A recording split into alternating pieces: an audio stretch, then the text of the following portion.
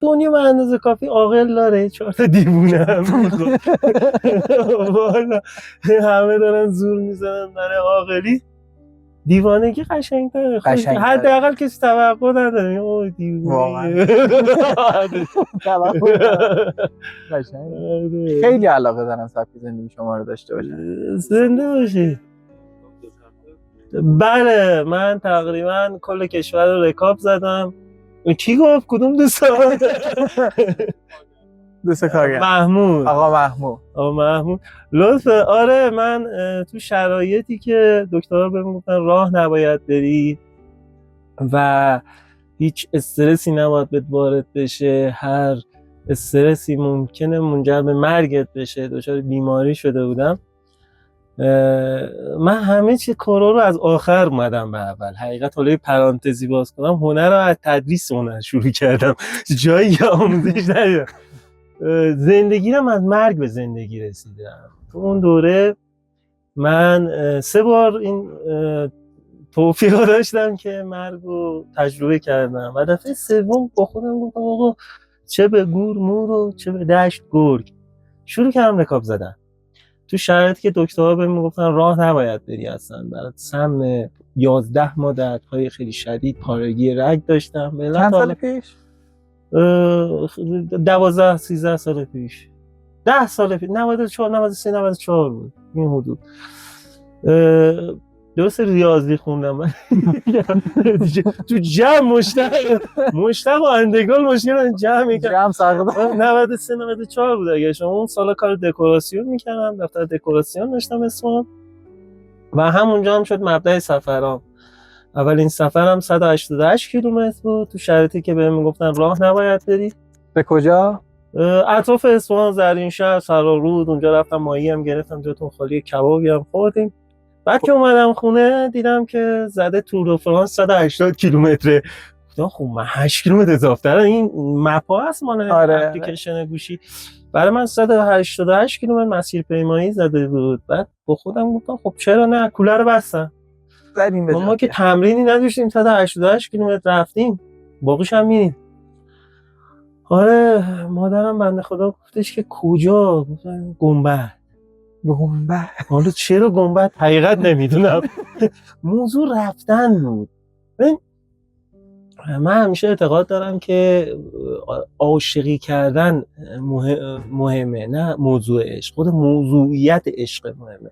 یه جایی جوشکاری بود، یه جایی خب دوچرخه سواری بود، یه جایی زیستن بود. من عاشق زندگی و عاشق زیستن بودم و زندگی کردن رو دوست داشتم. حالا کجا فرقی نمیکرد. نه ایشون مارک شد گنبد، بعدم ادامه پیدا کرد.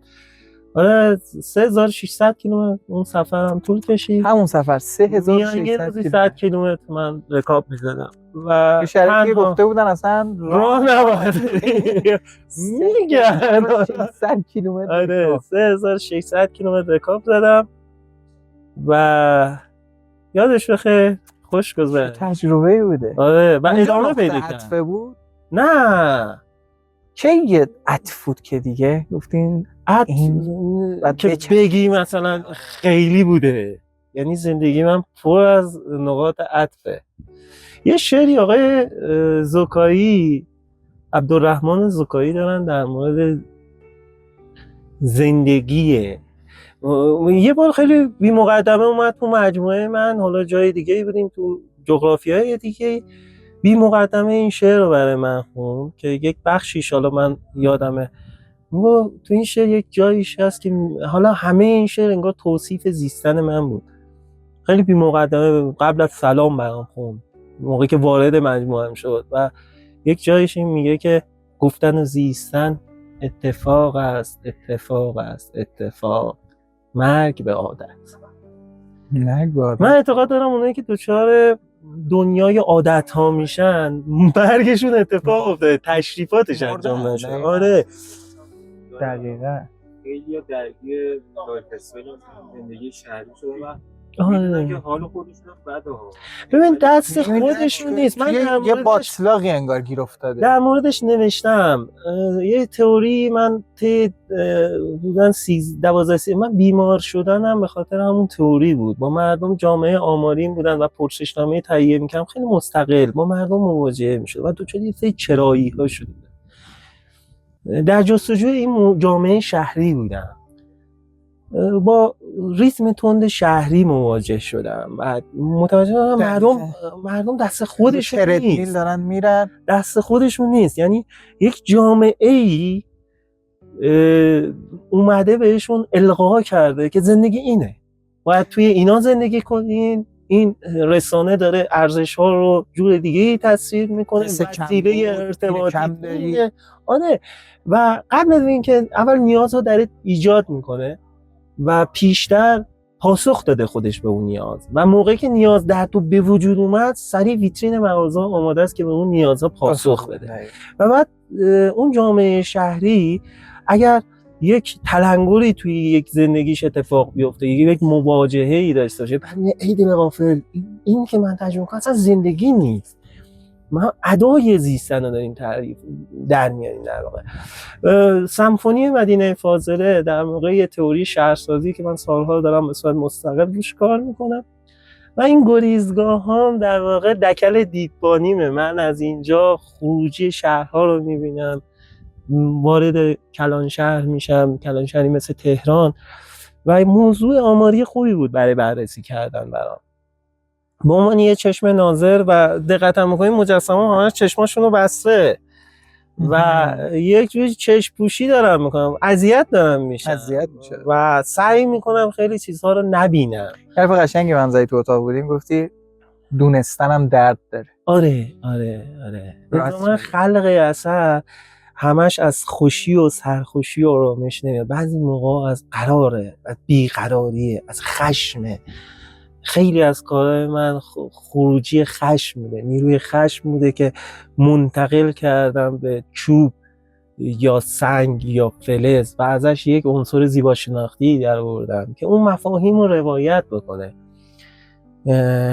خودت گویای همین موضوع تو چند ساعت شکل گرفت و اصلا این دستی که از داخل اومده و داره سعی میکنه که اون خونیای درون رو روایت کنه، حاصل همین چیزهاییه که میبینی و کاری نمیتونی برش بکنی. خب از اونجا تئوری شهرسازی من یه سمت و سوی دیگه ای گرفت. من یک دوره امریکن اربان پلنینگ یا همون برنامه‌ریزی شهری منطقه امریکا ترجمه کردم، کتاب کار شهرسازی و بعد باش مخالف بودم. 9 ماه طول کشید، بعد آتیشش زدم و تئوری خودم رو شروع کردم.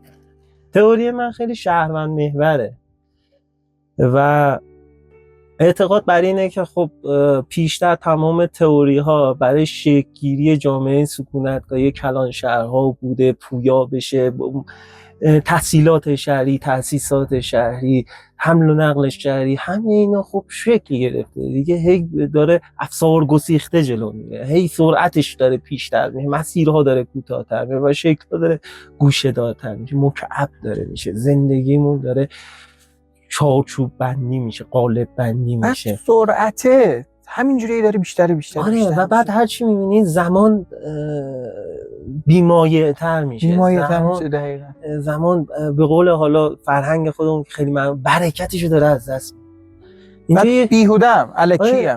اینجا من با خودم روبرو شدم که زمان اصلا چیه، اصلا چی میتونه حق مطلب در مورد زمان توصیف بکنه. برای من مدت ها بود نمیخوابیدم، حالا سال هاست ولی حالا دوست نداشتم نمیخوابیدم و خواب به چشمام نمیاد، بعد از یه جای دلم نمیومد بخوابم، حس میکردم دارم عقب میافتم و زمان رو لازم دارم.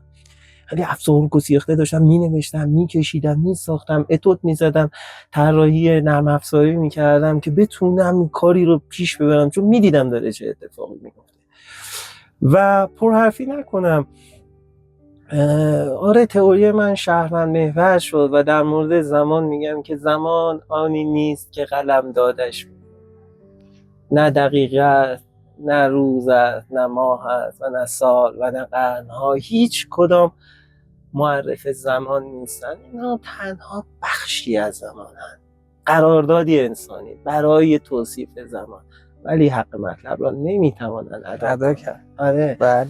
زمان آن است که در حال خلق چیزی باشی، حرفی، کلمه‌ای، کلامی یا که اثری، و چه خوب بنشانی لبخندی. داره توصیف میکنه جایی که عمل خلقت اتفاق از شروع تا پایان آن. این لحظه‌ای که ایدهش میاد تو ذهنت که ممکنه یک جمله باشه، یک کلمه، و نهایت خلقت زمان در نشاندن یک لبخنده. لبخند کنایه‌ای از زیستن، زندگی برای یکی بسازی، حال یکی و یه لحظه از باب دگرخواهی زیستن. انسانی که سالهاست دچار منیت شده، منیت افراطی شده و این منه هی داره بلندتر میشه از اون انسان بدوی که خودش تمیز داد به محیطش و گفت من اشرف مخلوقاتم، من فلان.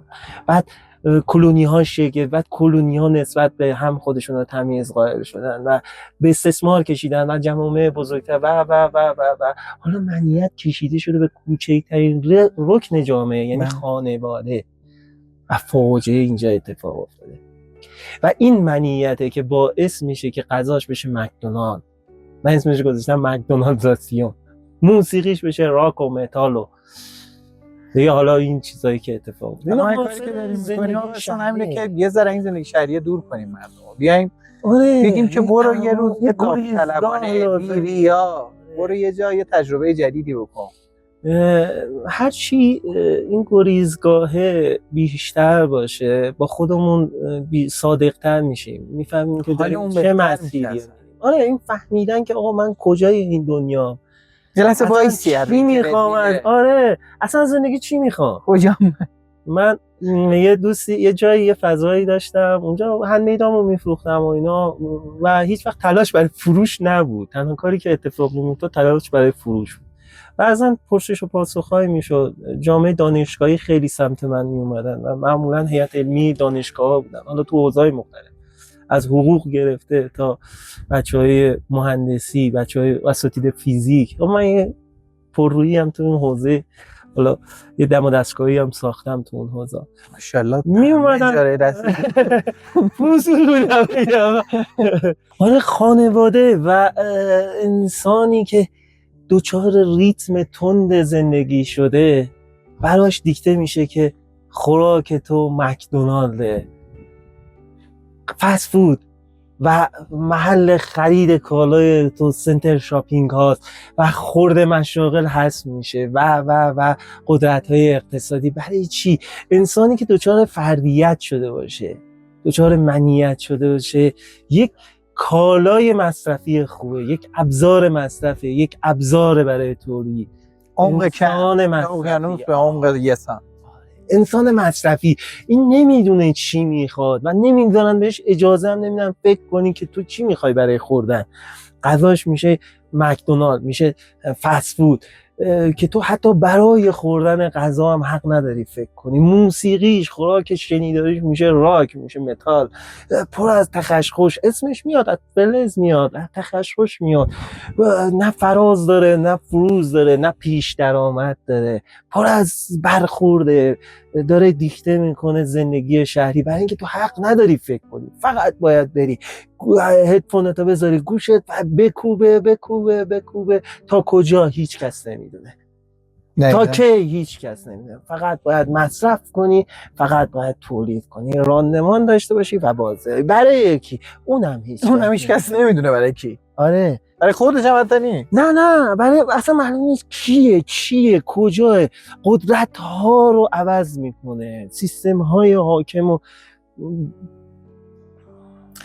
حالا که جرأت نداریم در مورد نسل جدید یه ذره انگار یه چیزایی دارن میفهمن که یه ذره دارن دور میشن، یه ذره دارن فاصله میگیرن.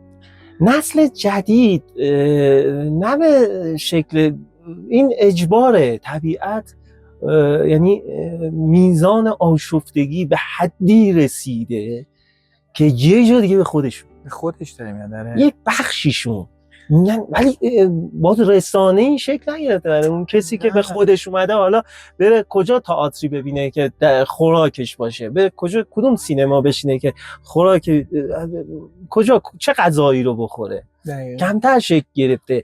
و حتی این انسان مدرن خوراکش با مکدونالد دیکته شد و کوکا نشست کنارش برای اینکه چی کالری و کربوهیدرات و قند بهش بده که چی فقط بازدهی و راندمان داشته باشه. الان امروز چاینایز فوده، غذای اروپا هم چاینایز، یه سینی از نشاسته داره به خوردش میده و فقط پرش کنه و مزه ها رفته، رایحه ها رفته و همه چی داره مصنوعی میشه. حتی عاشقی هامون مصنوعی، همه چی داره دیتا میشه، همه چی داره دیتا میشه، همه چی داره اندور میشه، الگوریتم میشه. وسیله مبادلمون داره یک سری الگوریتم‌های کدگذاری میشه. یه روزی کالا به کالا بود، بعد انتزاعی از بشر شکل گرفت، سکه و رفت و امروز یه الگوریتم کدگذاری شده و انسان مصرفی و انسان برای تولید. خروجی اصلا بکشیم بیرون از این باطلا. ما فکر کردیم گفتیم مثلا بیاریم یه ذره مثلا تو این فضا، تو همچین فضایی بیاریم کنار از شما اقلا دو تا چیز بشنون، یه تلنگری بشه براش. باید فکر کنه. سال هاست انسان رو دور کردن از تفکر کردن، بهش القا کردن تفکراتو که شما باید اینجوری فکر کنی، اینجوری ببینی، اینجوری شکل بگیری، ارزشات اینه و این ارزش ها رو یه آقای ابن عربی تو کتاب فصوص الحکم میگه که آفرینش یکتای بی همتاست و کثرتی از یک و هر کدام مشخصه خود و هیچ کدام بر دیگری برتری نداره. جهانبینی ابن عربی وحدت وجودی بود، یعنی همه ابناء بشر، همه ذرات و نباتات تبلور باری تعالی، حالا تعریف خدایگونه دارن و کثرت یافته همون عدد یکن. دو رو میبینی، یک به اضافه یک میشه دو، سه دو به اضافه یک، چهار سه به اضافه یک، تکثر پیدا میکنه. ولی عدد چهار شخصیت خودشو داره ولی تکثر یافته یکه. درخت گلابی میده، درخت سیب میده. هیچ درخت گلابی نمیتونه سیب بده و نمیخواد هم هیچ وقت سیب بده، نهایتا گلابی کوچیک‌تر میده. هیچ درخت گردویی به این فکر نمیکنه من میتونم بادامم بدم. چقدر هوا داره خوب میشه، خیلی خوبه. من تو اینجا یه یه نوشتاری دارم در قالب که جواب بشه به این سوال، در قالب همین گذار انسان مدرنیته، پارادوکسیکال، مثل وضعیت حالا شکوفه کنار آره خوبه که در موردش صحبت کنیم. اون میاد میگه که اگر انسان بره به سمت فکر کردن، یک جایی به صورت بداهه مخاطبش و اون اکتور بازیگر دعوت میکنه به فکر کردن، به فکر مستقل کردن، خودش فکر کنه، بیاد یک لحظه به سکون برسه و با خودش گلاویز بشه و الزاما قی نکنه افکارو، تفکر مستقل خودش رو داشته باشه، ببینه گردوه میخواد گردو بده یا گلابیه میخواد گلابی بده و همه افراد خودشون باشن زیبان. من نمیتونم هیچ کس دیگه ای باشم، هیچ کس دیگه هم نمیتونه من باشه، ولی هر کس میتونه تبلور یافته وجود آفرینش باشه. هر کسی میتونه مستقلاً وحی داشته باشه، میتونه مستقلاً پیامبر باشه، پیام آور باشه. مهم اینه که دوستانی که میمونن سر کلاس‌های هنری من شرکت میکنن همش دنبال تکنیکن، همش دنبال ابزارن، چی بخرم چی خودت بیا، خودت بیا فقط حضور داشته باش، اینجا باش. من بهشون یاد میدم فکر کنین، مستقل فکر کنین. وقتی که تفکر داشته باشی ابزارت اینجاه، اتودت اینجاه، متریالت اینجاه. اون تلنگره رو میخوای که این راه بیفته.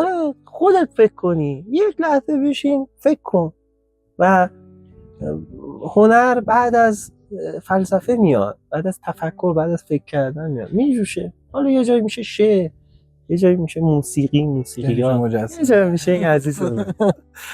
چه کارگاه باحالی داری آقا احسان. کارگاه رو خیلی باحاله، لای این شکوفه ها، وسط این دره، توی این هوا، وسط شکوفه برف، وسط شکوفه سقفی به وسط آسمون.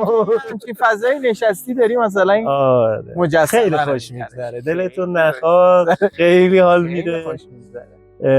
من اینجا هم دلم نمیاد بخوابم و اصل اتفاقها، اون تولدایی که اتفاق میفته اون بالاه اونجاه و هر بار میرم اون بیکرانگی کوهستان رو میبینم، میزنیم به کوه. آره بیکرانگی آسمان رو میبینم، خودم میگم تو کجای این جهانی چی هستی؟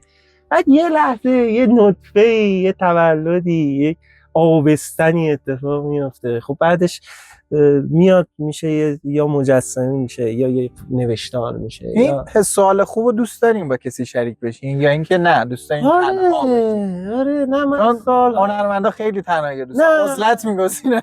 نه من بچه‌ها که میبینن حالا ریشم بلند شده میگن درویشیه، در ریشم.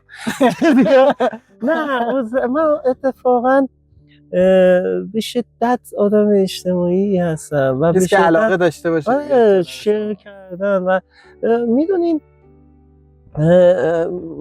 آدم رکیم، من مزاحم زندگی کسی نمیشم، نمیدونم کسی مزاحم زندگیم بشه، ولی همیشه حس‌ها و حال‌های خوب شریک میشم. خیلی خوبه. و آره همیشه گوشه ذهنم دوست داشتم آموزش دادن. من یه دوره‌ای با بچهای ناتوان ذهنی کار میکردم، بهشون آموزش بافت میدادم و اتفاقای خوبی هم میافتاد. این یه مثال خیلی خوبیه که در مورد مفاهیم، فلسفه تو هنر بچه‌ها تابلوهایی که کار میکردن فرم و شکل خاصی از نظر عنصر زیبا شناختی نداشت، دفرمه بود کارها، حتی اسم تابلوها رو برداشت از زیست زندگیشون رو برگرفته شده بود. مجموعه ذهن بیمار از زندگی همون بچه‌های سندروم و ناتوان ذهنی و بعضیشون عدم تعادل، خدیجه عدم تعادل مردمک داشت، ان شاءالله هر جا تنش سلامت باشه. دعای خیلی در حق من که اصلا زندگی شد دارن، هنوزم گوشه ذهنم اون لبخند قشنگشون، اشکی که به شوق روی گونه‌اش قلتید اومد پایین. آره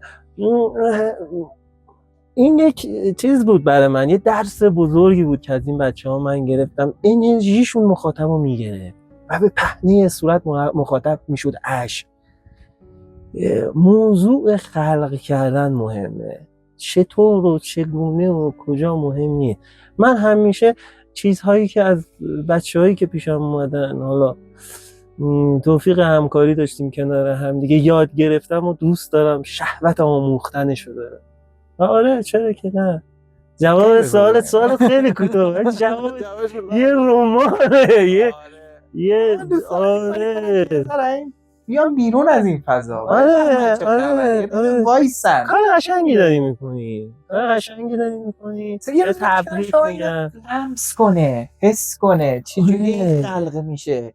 خیلی لذت بخشه، خیلی حال میده. محیط پر از تخشخش جامعه شهری یه کوچولو فاصله بگیره، شاید همیشه تلنگر مسیرش عوض کلا. اصلا میفهمه زندگی یعنی چی، با خودش چنده، شما توی کلبه نشستی داری مجسمه داری نقاشی میکشی، هیچ عجله‌ای برای رسیدن به هیچ جایی.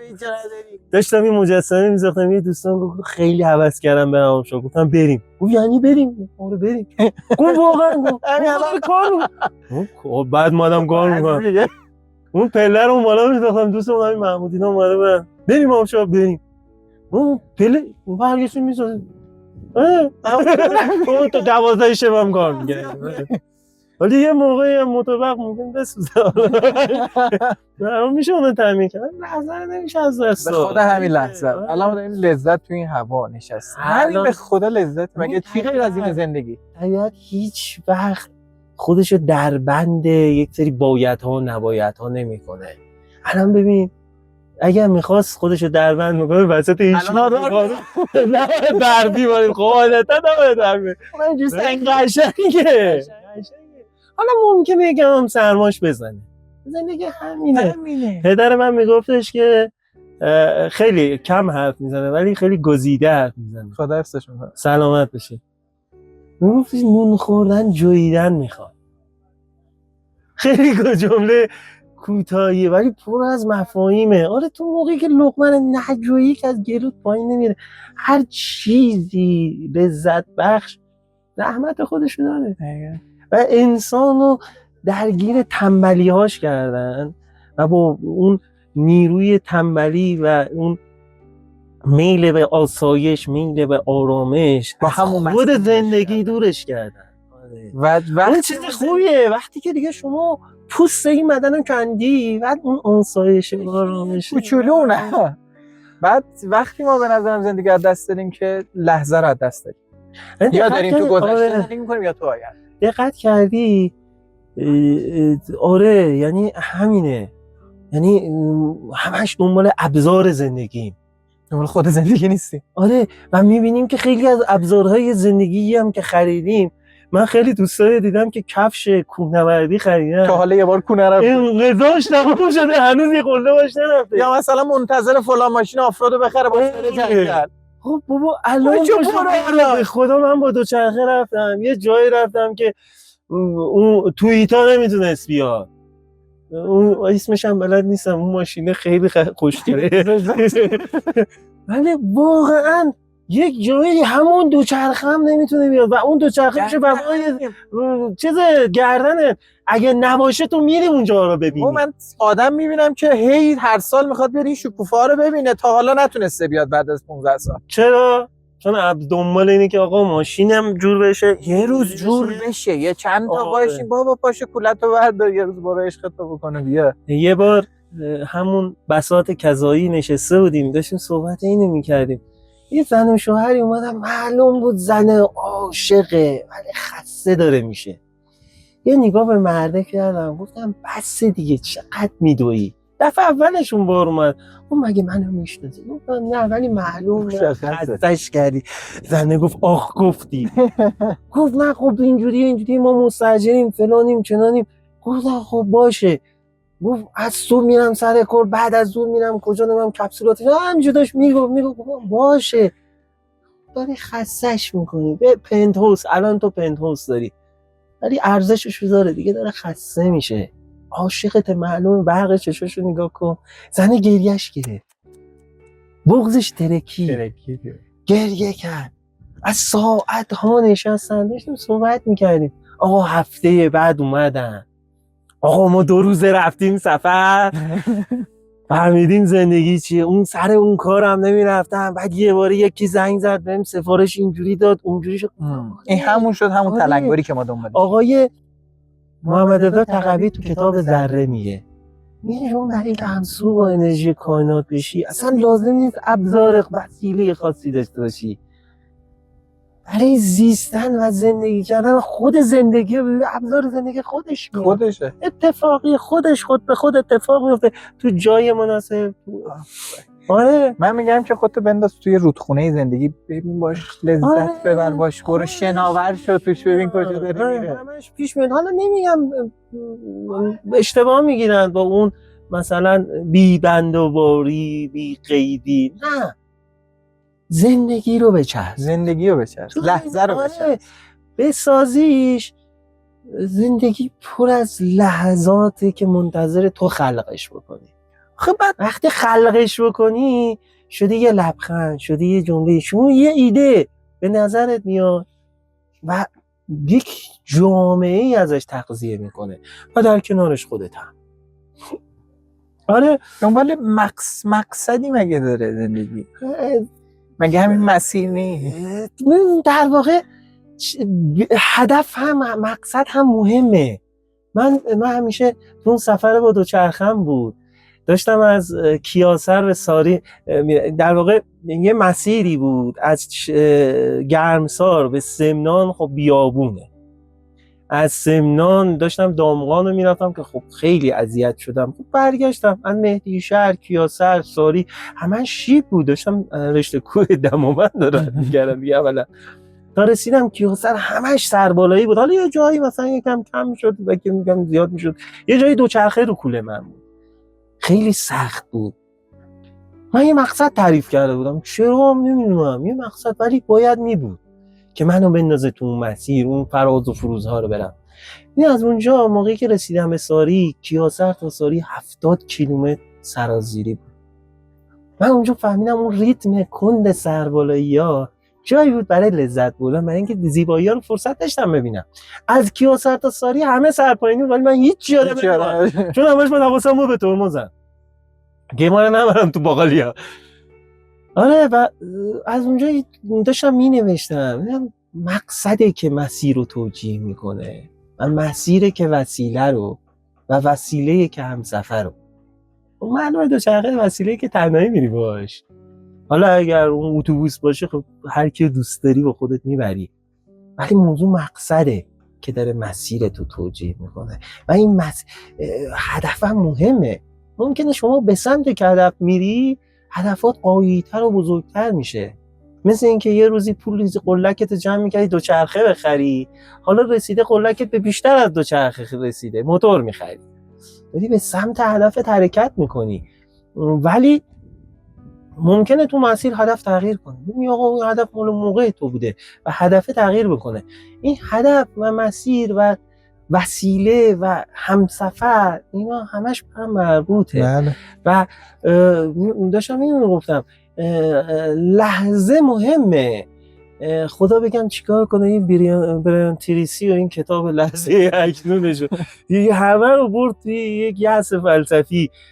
لحظه مهم هست، این آن، ولی اینکه خب این لحظه داره به کدوم سمتم میری اینم مهمه. من اومدم انتخاب شده تو کوهستان زندگی کردم، ولی به عنوان یک چشم ناظر همیشه کلان شهر مثل تهران رو بررسی کردم. حالا یه جا کوهام شمرون بود، حالا کوه هم شده سنگان، کوه عوض شده، ولی هدف عوض نشده، سیر زندگی عوض نشده. حالا یه جایی ببینم اگه هدفم داشتم هدفه که مقصده که مسیر رو توجیه میکنه و مسیره که وسیله رو توجیه میکنه و وسیله است که همسفر، همه هم مربوطه. و آره همش کنار هم، موضوع همون زیستن است دیگه، خود زیستن خلاصه شده تو همینا. آقا احسان خیلی سرت نه آقا من پر عربی لذت می‌برم. ما که مثلا صحبتی با شما چه حالی کردی؟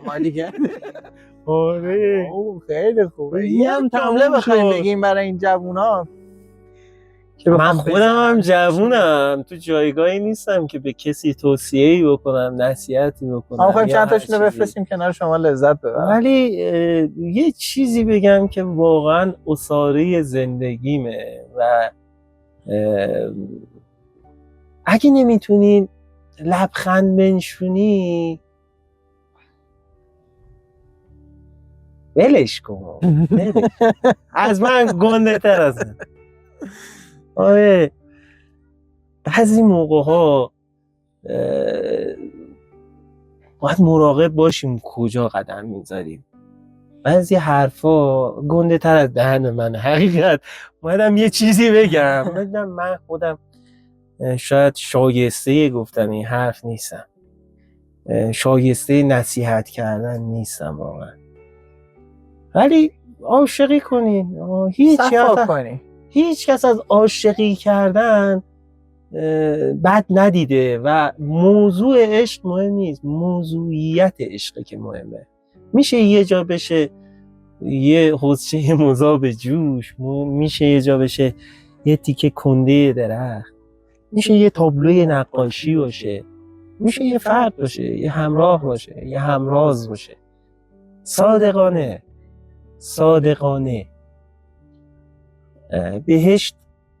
بهشت اون جایی نیست که ما قراره بهش برسیم، رسیدنی نیست، بهشت جای ساختنیه. و پل صراط که توصیف ازش میشه که برنده تر از لبه یک شمشیر و نازکتر از یک تار مو، یه جایی میگه برای کسانی که صادقین یه اتوبان 4 بانده است، راحت ازش عبور میکنن. بهشت راه صدقه. وقتی تو راه صدق قدم راستی درستی، یک چیزی رو تجربه میکنه، من اسمش گذاشتم زیست خود به خودی. اتفاقا خود به خود میفته، لازم نیست هیجان و رنگ و ریا و تظاهر، به هر حال یه روزی فاش میشه، به هر حال یه روزی خودشو نشون میده. دروغ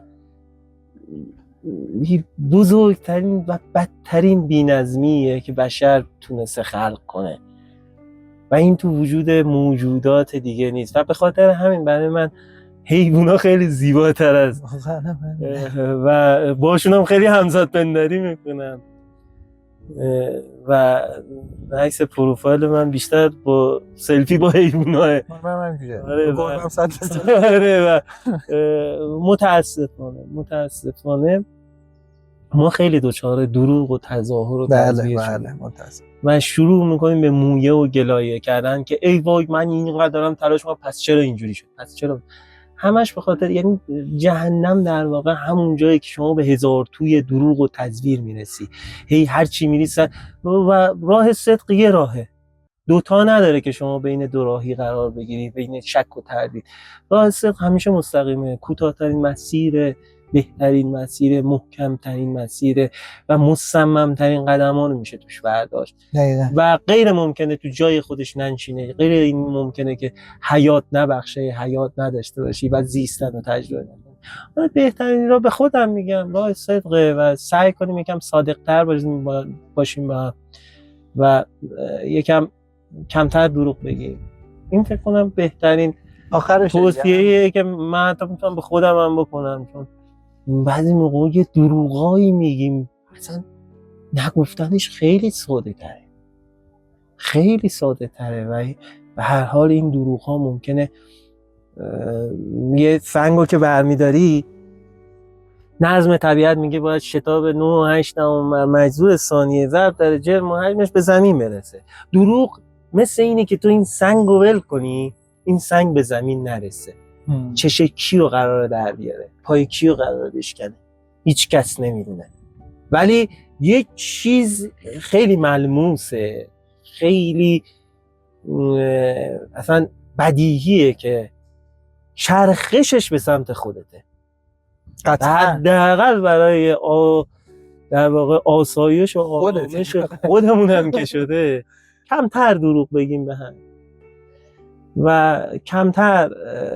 اینقدر موضوع مهمیه که تمام قوانین نکاح و عقد که توی همه مکاتب در مورد بهش اشاره شده با دروغ از بین میره. یعنی نکاحی که بسته شده باشه بر پایه دروغ از همون روز این بستن این نکاح باطله. یعنی اینقدر مهمه نطفه‌ای به دروغ بسته نشه. آقا احسان دمتون گرم. لذت بردید. دم شما گرم. خیلی کار قشنگی. قربون شما. دم شما گرم.